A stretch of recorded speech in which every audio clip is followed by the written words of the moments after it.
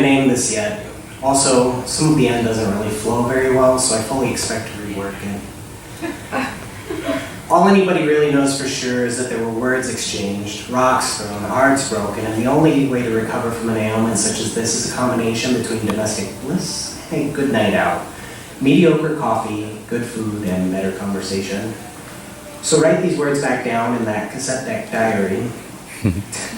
Tell us all the short story about the bird who never really understood the concept of critical thinking, and how you're lying on the floor naked with that hangover-y feeling, reaching for a wallet that no longer contains the worn photographs of your little sister, and just enough money for coffee for the week. I mean, this is what happens when you've been home alone for 4 days with nothing but gummy bears and electricity, right? This is my welcome to working class America, where buses are a nuisance to be yielded to, work is an everyday in and out process, and life is stuck with the shutter open. I was born in a ghost town, and it left me with a yearning for collective, and all I want is a familiar cup of coffee in a strange place. As of tomorrow, this macchiato nightmare should be over. And I wish once more that the foresight was as accurate as the hindsight. And in hindsight, birthdays were meant to be going out to ball games and flying a kite.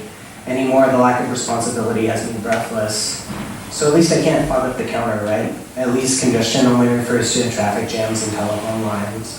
Until the earthquakes start and that rumbling in my stomach settles down from the lack of color here. Searching for that next swell to boogie on down to iridescent octopi and Lake Cushman moon landings. Yeah, I'll drink to that.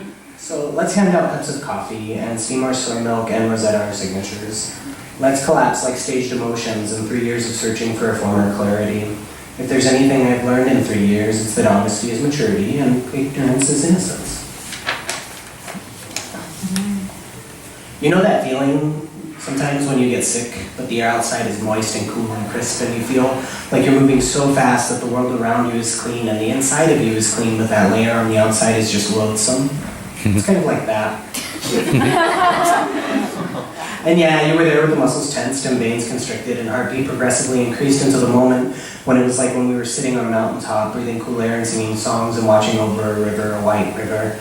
And once upon that same mountaintop, I saw a specter in the clouds prophesying that by the harvest moon, you too would be a ghost to me. That's not to say that anyone or anything is all that bad at any time at all. Whoever said to me, "Gee, Michael, life is not all fun and games," well, I call you a liar. Some people will say that this life is what you make of it or what you take from it, but for me it's constant smiles, sunshine that lasts all year, and in the end it's all about hope. Sweet, wonderful fortune teller, your subtlety has left me lonely, and the leaves, well, they've changed their color. I'm certain, though, that the only misleading done I've done myself. Still, how I wish it had all come true. Am I selfish? I know I will never be alone or unloved, but sometimes it feels like I always try for just a little bit more than what it takes to be happy. And as always, the harvest moon has come and left, stealing with her my fantasies for Indian summer. Clove, pumpkin, allspice, and cinnamon taint the upcoming air. Am I ready for what you have to offer me?